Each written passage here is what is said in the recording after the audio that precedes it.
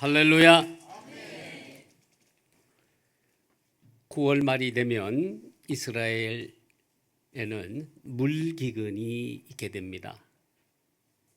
4월 이래로 비가 오지 않아서 그간 가두어뒀던 저수 탱크의 물이 마르고 심지어 우물과 샘물까지 말라들게 되는 이때에 이제 초막절이 시작되어지면서 이스라엘 백성들은 물 기근을 해결해 주시는 하나님께 물 의식을 행하는데, 그것은 바로 실로암에 물을 기르다 황금 주전자에 물을 담아서 하나님께서 금년 한 해도 축복하셔서 물 풍년을 주시기를 기도하는, 그래서 그 물을 제단에 붓는 의식을 행합니다.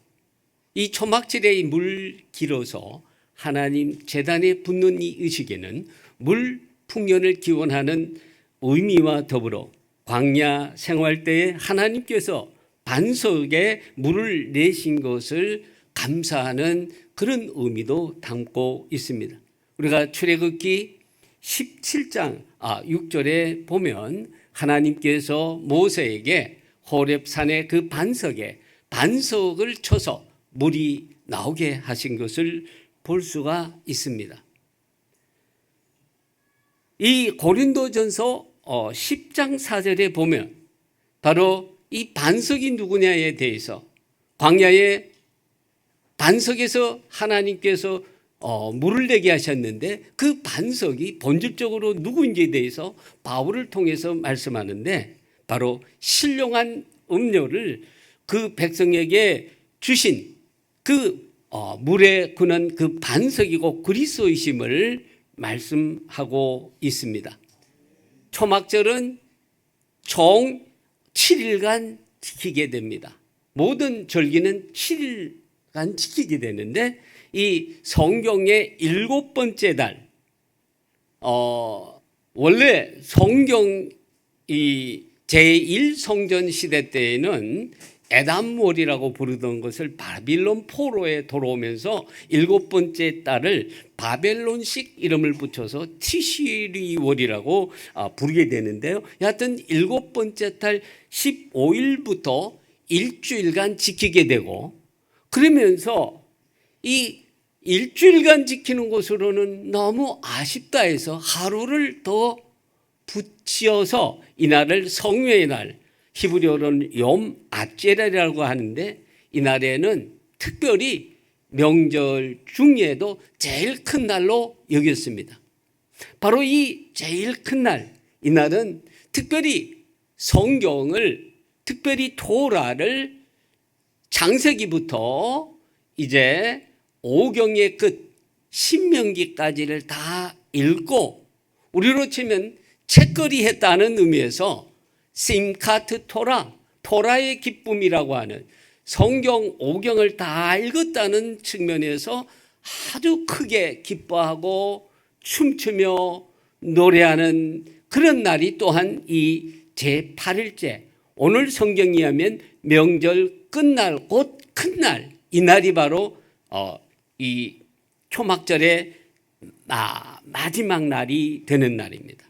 이날에 주님께서 오늘 하신 말씀, 요한복음 7장 37절 명절 끝날 곧 큰 날에 목마른 자는 다 내게로 오라, 이렇게 말씀하셨습니다.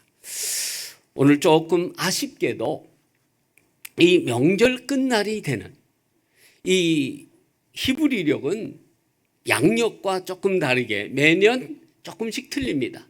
여하간 금년 2023년 초막절 곧 명절 끝날에 이스라엘에는 좀 슬픔이 있습니다. 바로 어제가 바로 초막절 끝날, 명절 끝날이 해당되는데, 새벽 6시경에 가자 지구에서 7,000발의 로켓포가 이스라엘 지역으로 날아들면서 수많은 사상자가 발생하게 되었습니다. 여러분들도 이 이스라엘의 평화를 위하여 기도해 주시기를 바랍니다. 특별히 이 전쟁이 이스라엘이 지금 현재 사법개혁 문제로 내부적인 이런 갈등이 있는 틈을 타서 가자지구의 이 하마스가 대대적인 이 공격을 하게 됐습니다. 이것이 우리가 기도해야 할 중요한 포인트는 이 기회를 타서 북쪽에 있는 이제 역시 이란의 지원을 받고 있는 히즈볼라와 시리아가 북쪽의 공격을 감행하지 아니하도록 여러 어떤 외부와의 이런 연대 관계를 통해서 이런 확전이 되어지지 아니하도록 여러분들이 기도해 주시고 이 전쟁이 속히 잘 끝나고 평화가 올 수 있도록 기도해 주시길 바랍니다. 예루살렘의 평화를 위하여 일하는 자에게 하나님께서 축복을 주실 것을 약속하고 있습니다. 이 명절 끝날 제7일째 명절 7일이 끝나고 일주일간 물의식을 향하고 난 채 끝나고 나서 제8일째 하나님 곧 예수님께서 성전에 나타나셔서 말씀하시기를 누구든지 목마르거든 내게로 와서 마시라 말씀하셨습니다. 광야의 반석에 실체셨고 영원한 생수의 근원이 되시는 바로 예수님께서 물로 나오라 말씀하십니다. 이분이 바로 오늘 읽은 이사야 55장 1절에서 말씀하시는 그분이신 것입니다. 1절에서 이사야 55장 1절에서는 너희 목마른 자라 물로 나오라 말씀하시고 3절에서 너희는 귀를 기울이고 내게 나와 들으라 그리하면 너희 영혼이 살리라 내가 너희에게 영원한 언약을 세우리니 곧 다윗에게 허락한 확실한 은혜니라. 바로 육신으로는 다윗의 후손으로 오셨고 그 기원으로는 태초의 상거에 이르는 하나님과 영원한 한 분으로서 세상을 창조하신 하나님께서 사람의 몸을 입고 오시되 다윗의 후손으로 오신 그분에게 약속하신 확실한 은혜가 바로 오늘 영원한 생수를 우리에게 주시는 분이 되시는 것입니다. 그래서 4절에 내가 그는 바로 다윗의 자손 메시아 예수님이신 것입니다. 그를 만민에게 증거로 세웠고 만민의 인도자와 명령자로 삼았다고 말씀합니다.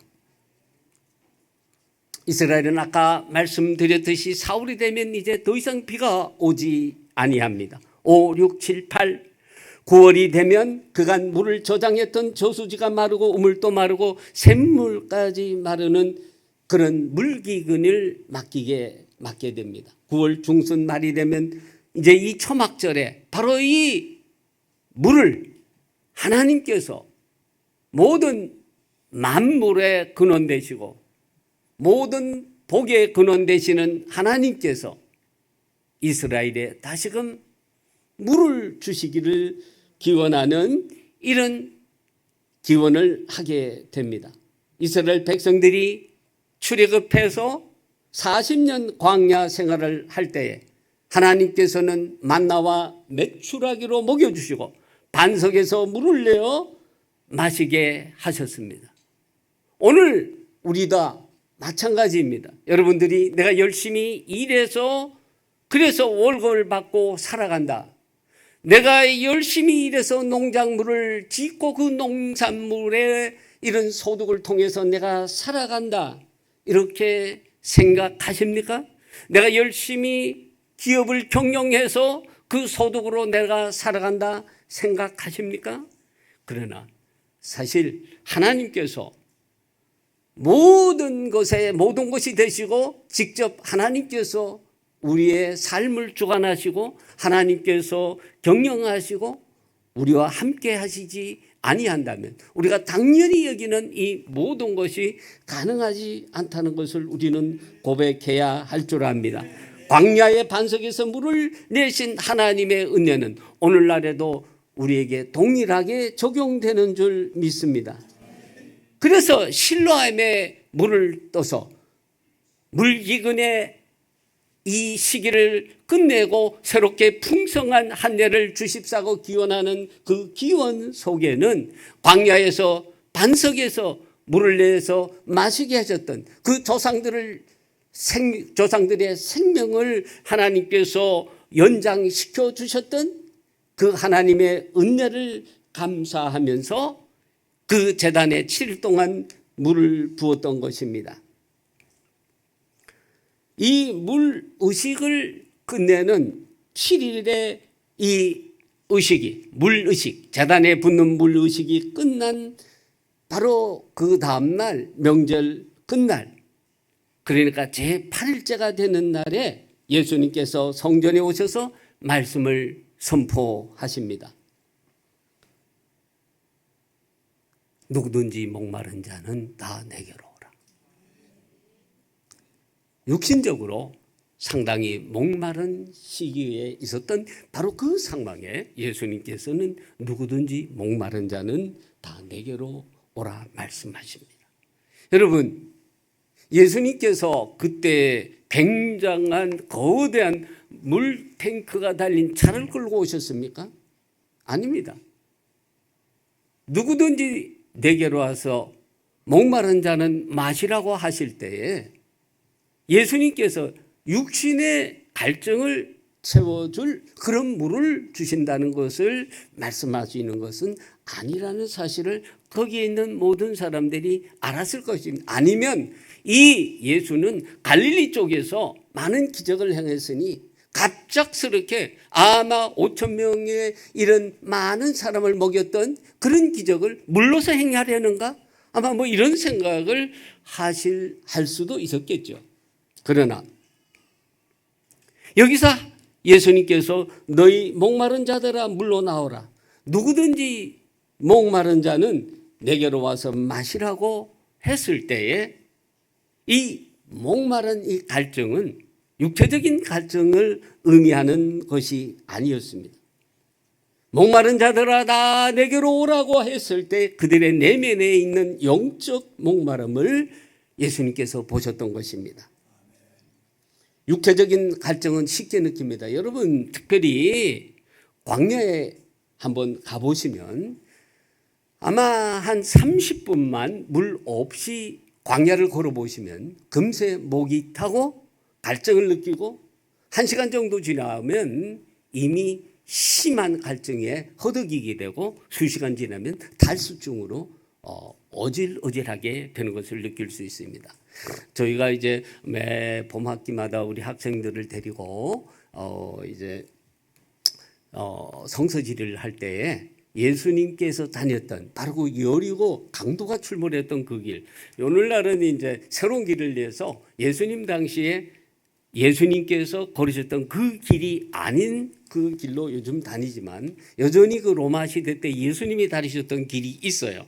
거기에서부터 해서 여리고까지 우리 학생들과 함께 도보로 이렇게 가는데 우리 학생이 아닌 분이 간곡히 꼭 그 길을 아니면 자기가 그 길을 가지 못한다고 생각해서 참여한 학생을 통해서 간곡히 부탁을 해서 허락을 했습니다. 그래서 미리 제가 얘기를 드렸습니다. 이 목이 마르다고 생각하기 전에 제가 조금씩 물을 마셔야 된다. 그런데 이분이 그 말을 전달을 받지 않았는지 전달을 받았는데도 그것을 실천하지 않았는지 그만 중간에 오는데 비틀거리시는 거예요. 그래서 결국 심한 탈수증으로 중간에 택시를 타고 예루살렘으로 돌아가신 경험이 있는데 그만큼 그 광야에 뜨거운 그 광야에서 물이 없이 살 수 없다는 사실을 우리가 알 수가 있습니다. 그래서 육체적 갈증은 여러분들 쉽게 느낄 수가 있습니다. 특별히 이 뜨거운 여름에 광야에서 육체적인 이 갈증은 심해서 그 갈증을 금세 해결해 주지 않게 되면 탈수증으로 쓰러질 수 있는 상황입니다. 그런데 우리는 영적 갈증에 대해서는 꽤 무감각하게 지내는 경우가 많이 있습니다. 여러분, 영적 갈증은 구체적으로 어떤 측면에서 영적 갈증은 이런 것이라고 볼 수 있겠습니다. 만일 여러분들이 예수님을 믿으면서도 뭔가 허전하다, 영적 갈증 상태에 있다는 사실입니다. 예수님을 믿으면서도 내가 마음이 왠히 공허하다, 슬프다, 불만이 많다, 영적 갈증 상태에 있다는 사실입니다. 내가 예수 믿으면서도 어디로 가야 할지 모르고 그냥 방황하는 상황에 있다, 영적 갈증 상태에 있다는 사실입니다. 이 영적 갈증 상태가 그렇다면 내가 예수 믿으면, 요 문제는 제 설교의 제일 마지막에 가서 말씀드릴 텐데, 이게 예수 믿는 사람에게도 있는데 이 문제는 제일 나중에 가서 말씀드리기로 하고, 예수 믿지 않는 사람들에게는 보편적인 현상입니다. 이 영적 갈증 상태를 해결하기 위해서 많은 사람들이 세상 것으로 해결하려고 합니다. 그 옛날에는 우상을 섬김으로써, 우상을 통해서 해결하려고 했고, 그 옛날에도 지금에도 돈으로, 권력으로, 명예로, 아니면 자기가 갖고 있는 어떤 특정한 것으로, 육체적인 것을 통해서 그 공허함을 채우려고 애를 썼습니다. 그러나 여러분 잘 아시다시피 그런 육체적인 이런 것을 통해서, 세상적인 것을 통해서 채우고자 하는 그 영적 갈증, 그것은 채워지지 않을 뿐만 아니라 점점 더 공허해져서 궁극적으로 이르게 되는 것이 뭔지 아십니까? 좀 더 쾌락적인 걸로, 결국 마약에 이르게 되는 것입니다. 여러분, 이러한 공허가 왜 오게 되었을까요? 우리가 너무 많이 들어서 식상하지만 어떡하겠습니까? 이게 사실인 것을. 우리가 하나님의 형상대로 창조된 존재입니다. 여러 가지 과학자들이 얘기하지만 이 세상은 분명 하나님이 창조하셨고 사람을 당신의 형상대로 창조하셨기 때문에, 형상대로 창조했다는 말이 무엇인지 아십니까? 영적 존재로, 자율적인 존재로. 이 존재가 공허하게 되는 것은 왜 그런지 아십니까? 그 존재의 근원 대신 하나님과의 관계가 끊어졌기 때문에 인간은 끊임없이 불안하고, 이런 끊임없이 공허할 수밖에 없는 존재가 되어버렸습니다. 왜? 죄진 상태에 있기 때문에. 여러분, 죄진 존재는요, 끊임없이 하나님으로부터 피하려고 합니다. 첫 번째 사람 아담이 범죄한 다음에 하나님으로부터 피했는데 나무 뒤에 숨어 있으면 모를까 봐. 그럴 때 하나님께서 질문하신 것이, 아담아 내가 어디에 있느냐? 하나님이 어디에 공간적으로 있는지를 모르셔서 네가 어디에 있느냐라고 질문하셨겠습니까? 어디에 있는지 아십니다. 그럼에도 불구하고 너무나 당연한 질문, 아담아 내가 어디에 있느냐? 네가 나와 어떤 관계에 있느냐? 이 질문입니다. 하나님과 관계가 끊어진 인간은 불안할 수밖에 없고 하나님으로부터 도피하려고 하고, 그 불안으로 인하여 거짓말을 하게 되고, 첫 번째부터 거짓말을 하게 되고, 거짓말하는 존재는 그 책임을 다른 사람에게 전가를 하게 되고, 나아가서는 그 모든 책임을 어떤 형태로든 폭력적으로, 언어적인 폭력이든 물리적인 폭력이든 폭력을 행사하려고 하는, 이게 바로 존재가 근원적으로 허망하게 된 존재의 구체적인 행태로 나타나게 된다는 것입니다. 반항하는 존재, 불안한 존재, 불만 터뜨리는 존재, 끊임없는 어떤 외부적인 이런 만족을 추구하지만 끊임없이 채우지 않는 갈등 때문에 슬퍼할 수밖에 없는 존재가 하나님과 관계가 끊어진 존재가 겪게 되는 궁극적인 불안인 것입니다. 이것을 우리는 한마디로 영적 갈증 상태에 있다. 인간됨의 본질인 인간의 영이 타락하면서 혼탁해졌기 때문에 오늘 우리가 겪고 있는 모든 불안과 사회적인 문제까지 사실은 뭔지 아십니까? 이걸 그냥 단순히 죄 때문이다 얘기하지만 구체적으로 보면 모든 사회의 문제는 누가 만들어내는 겁니까? 내가 만들어내는 거예요. 인간관계도 내가 만들어내는 겁니다. 왜? 내가 온전치 못하기 때문에. 사람이 만들어내는 것입니다. 그 사람이 어떤 존재에 있느냐? 불안한 상태에 있다는 것입니다. 그 영이 인간의 본질이 영인데 하나님의 형상 영인데 그 영이 타락하고 불안한 상태에 있기 때문에 만들어내는 것입니다. 부부 간의 갈등, 자식 간의 갈등, 사회적인 관계의 갈등, 모든 이런 부작용의 근원은 어디에 있느냐? 그래서 예수님께서 목마른 자는 내게로 와야 된다. 와라 라고 말씀하고 있는 것입니다. 이 본질적인 공허감을 채우기 위하여 때로는 더 많은 소유를 통해서 세상적인 자랑을 통해서 명예를 통해서 쾌락을 통해서 육체적인 이런 것들로 채우려고 하지만 세상 어느 곳으로도 어떤 곳으로도 이 영적 갈증, 영적 공허를 채울 수는 없는 것입니다. 물가로 나와야 합니다. 생명의 근원이 되시는 생명수 되시는 물로 나와야 되는 것입니다. 너희 목마른 자들아 다 내게로 오라. 이게 그냥 지나가는 얘기가 아닌 것입니다. 여러분, 저는 가끔 이 복음성가를 들으면 마음에 깊은 평안과 함께 눈물이 납니다. 한번 들어보실까요?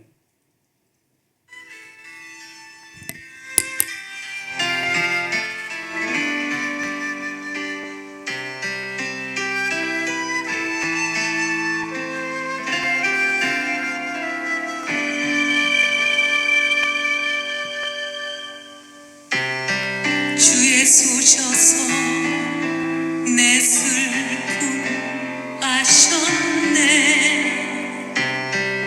내 앞일도 내 주 아셨네. 나 주를 버리고 떠나갔네. 주님 약속대로 날 붙드셨네.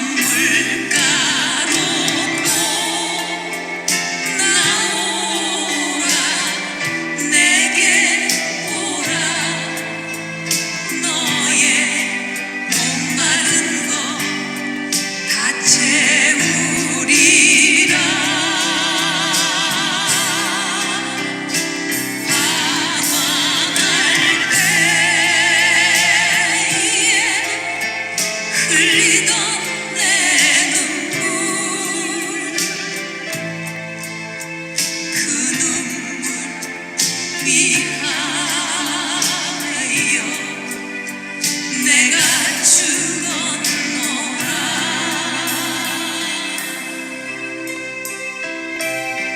내 맘과 영혼 다 주께 드리네 주 없는 삶은 다 허무한 것 구주여 내 문을 여소서 주의 크신 사랑 나 찬양하리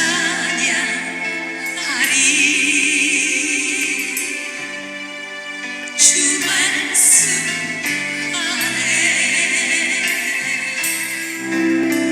넌 물가로 나오라 내게 오라 너의 목마른 것 다 채우리라 방황할 때에 흘리던 내 눈물 그 눈물 위하여 내가 죽었노라 내가 죽었노라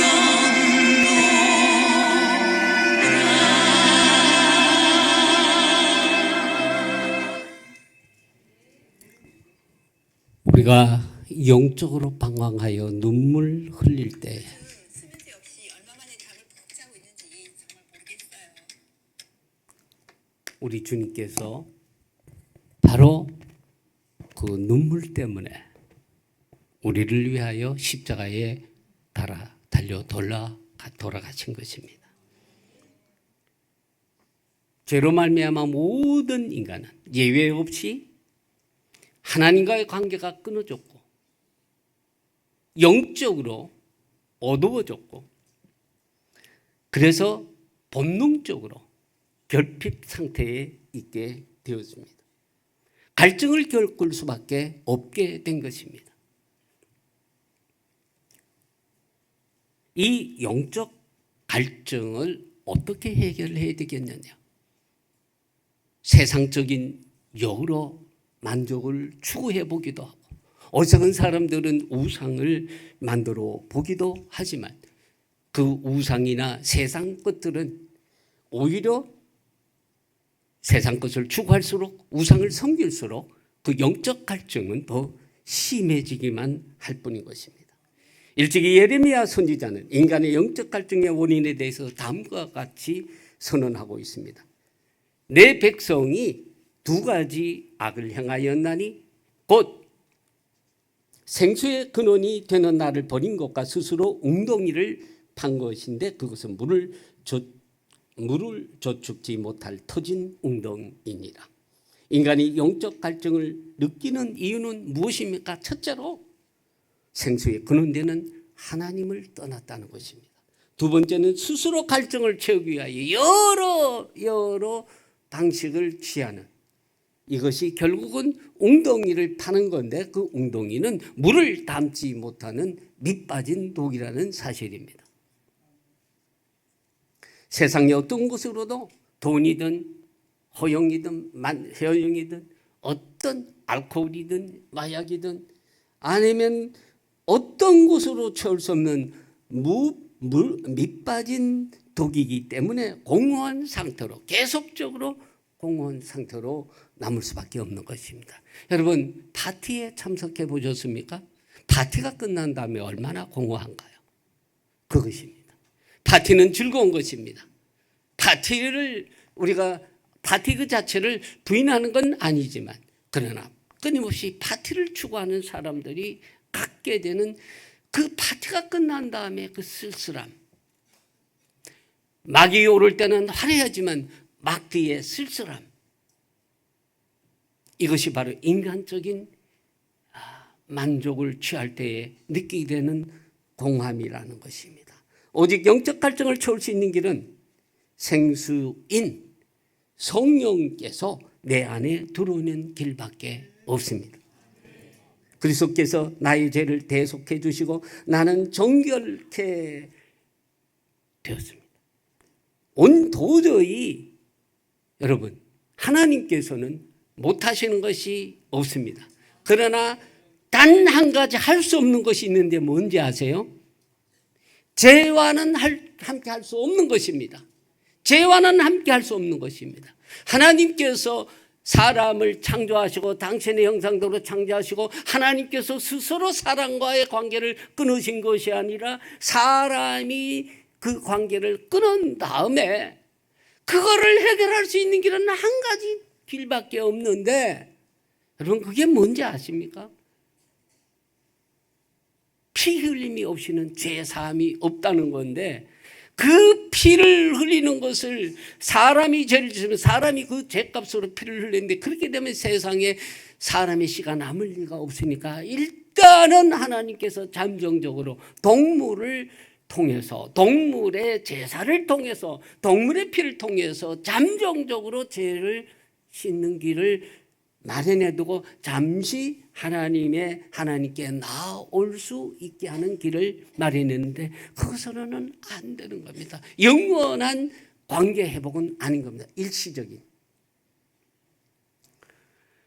그래서 하나님께서 이미 물론 만세전에 모든 것을 아신 하나님께서 하셨지만 독생자를 내어줄 수밖에 없다. 그래서 하나님이 세상을 사랑하사 독생자를 주셨으니 이는 저를 믿는 자마다 멸망치 않고 영생을 얻게 하심이니라. 영생을 얻는다는 것이 뭡니까? 사실은 영원한 생명의 근원이 되시는 성령께서 내 안에 들어오는 길이라는 겁니다. 죽은 영혼을, 타락한 썩은 영혼을 몰아내고 싱싱한 새로운 하나님의 영으로 들어오는 이것이 영생이라는 것입니다. 하나님께서 흙으로 세상 사람을 만드시고 훅 생기를 부으니 그때의 생명이 된지라. 그 생명이 되었는데 타락해서 더 이상 하나님과 관계가 끊어진 그 상태를 다시금 생기를 불어넣은 그것이 무엇입니까? 바로 오순절날 성령이 임하신 그 사건이 되는 것입니다. 예수님께서 지금 초막절, 이 마지막 날, 명절 큰 날에 선포하시는 이 말씀이 바로 영생에 관한 말씀, 생순대의 단순한 생명이 아니라 성령께서 믿는 자는 성령이 그 안에 들어가서 이제 다시금 생명이 된다는 그런 말씀입니다, 사실은.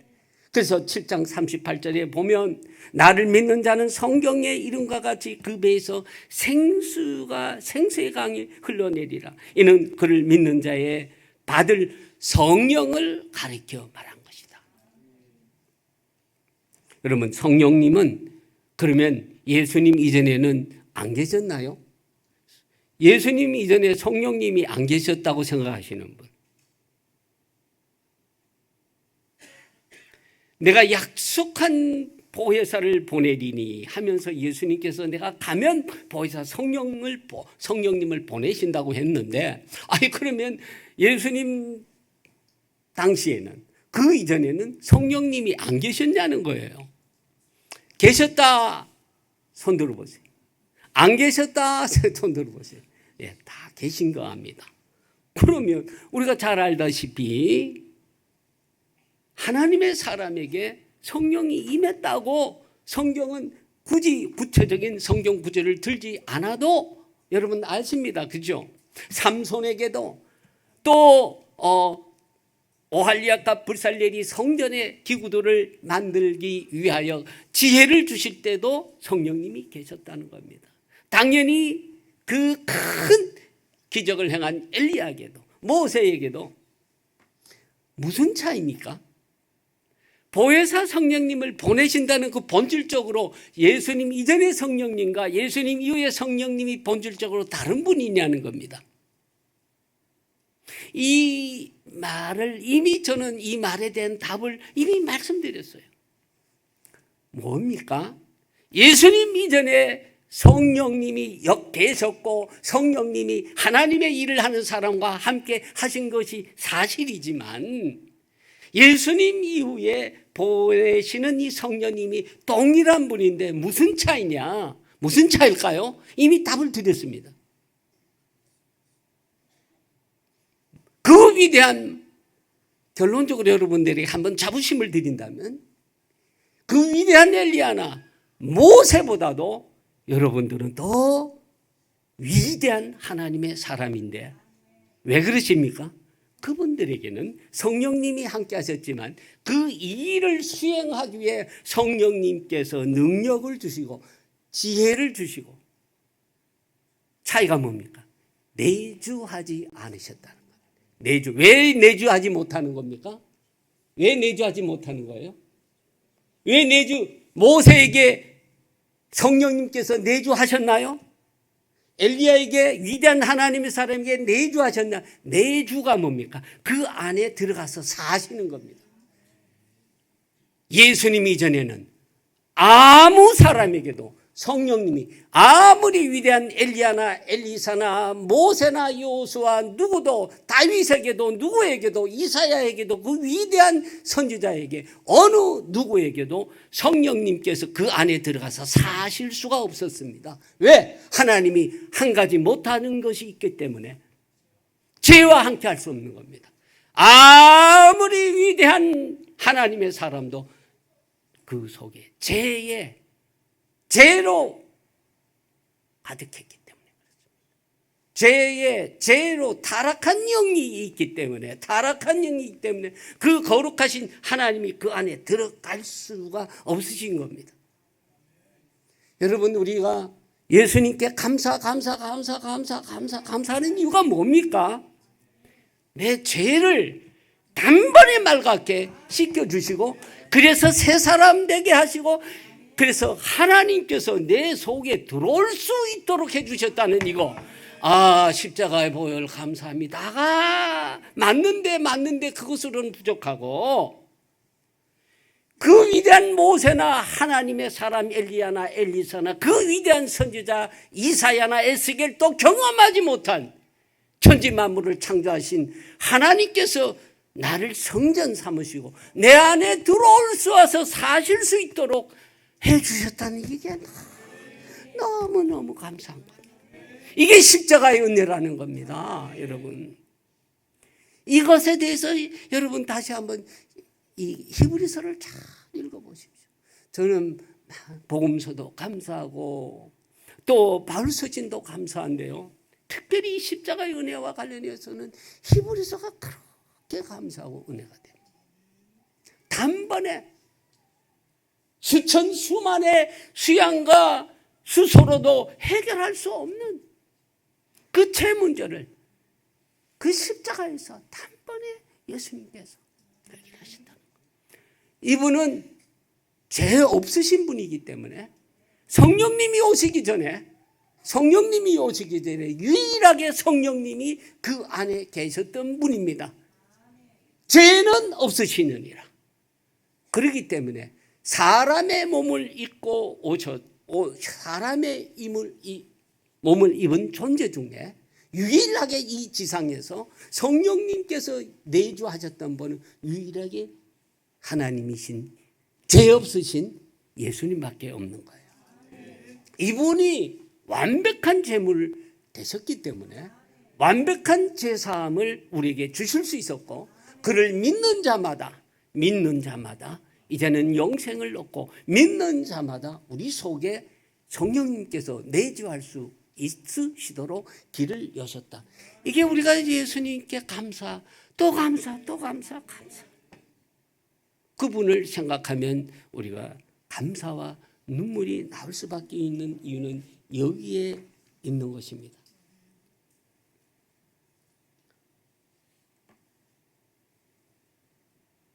하나님께서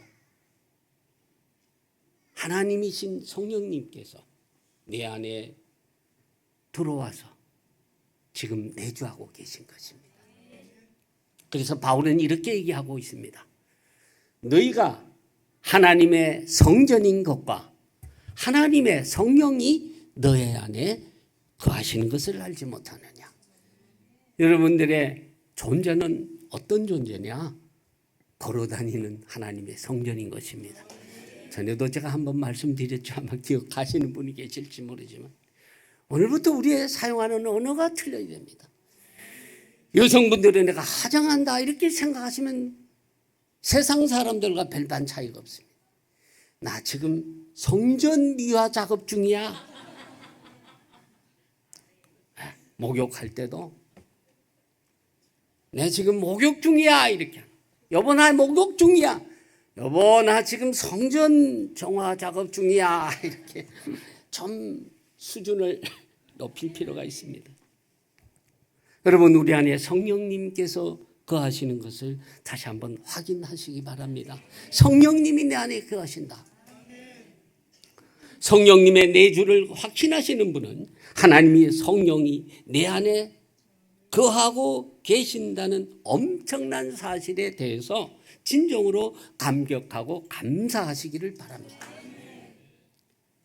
38절에 예수님께서는 자신을 믿는 자에게 그 배에서 생수의 강이 흘러 넘치리라 말씀합니다. 속에서부터 생수의 강이 흘러 넘치게 된다. 성령께서 외부에서 물을 붓는 것과 달리 성령께서 직접 영적 갈증의 근원으로 우리의 영혼 근원으로 갈증을 느끼고 있는 영혼 근원으로 찾아가서 그곳에 내주하시는 것. 이것이 바로 예수님 말씀하시는 그 배에서 내부에서부터 생수의 강이 흘러 넘치리라 말씀하시는 말씀의 의미가 되는 것입니다.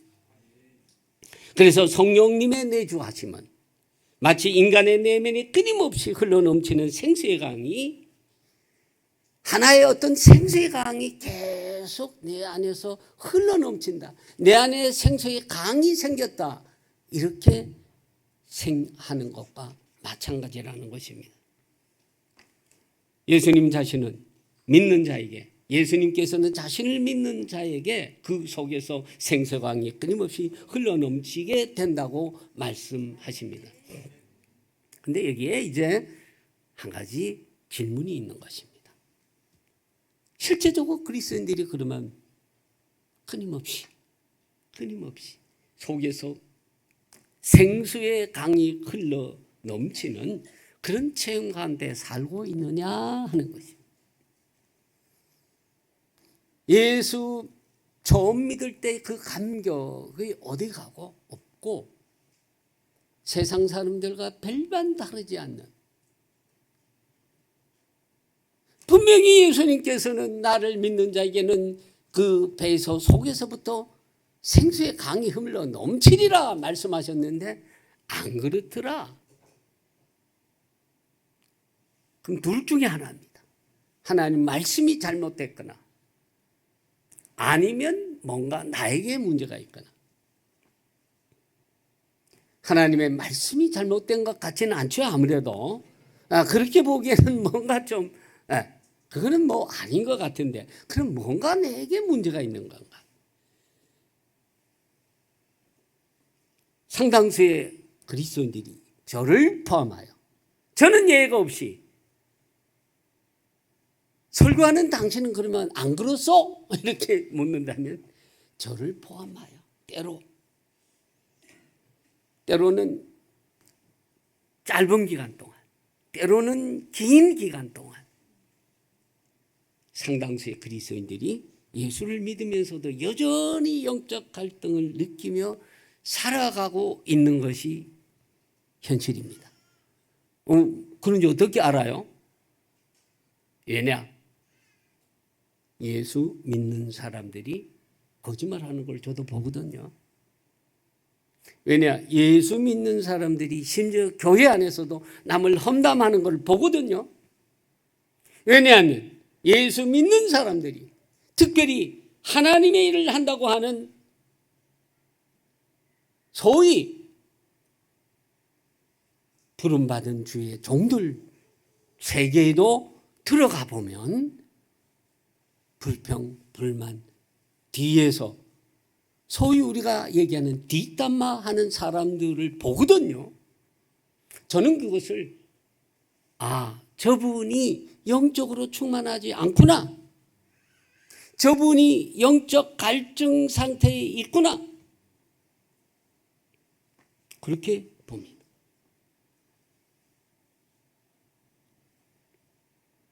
왜 그렇습니까?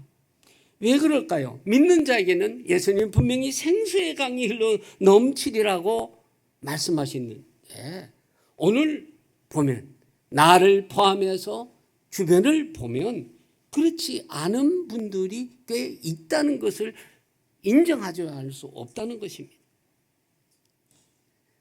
그 해답이 또한 오늘 본문 내용 속에 있습니다. 해답이 어디 있는데요? 주님이 이렇게 말씀하셨죠. 구약에서도 오늘 이사야 55장에서도 요한복음 7장에서도 주님 말씀하실 때 내게로 오라, 마셔라, 믿는 자라는 이 말씀들은 다 동사인데요. 오라, 다 내게로 오라, 마셔라, 생수를 마셔라.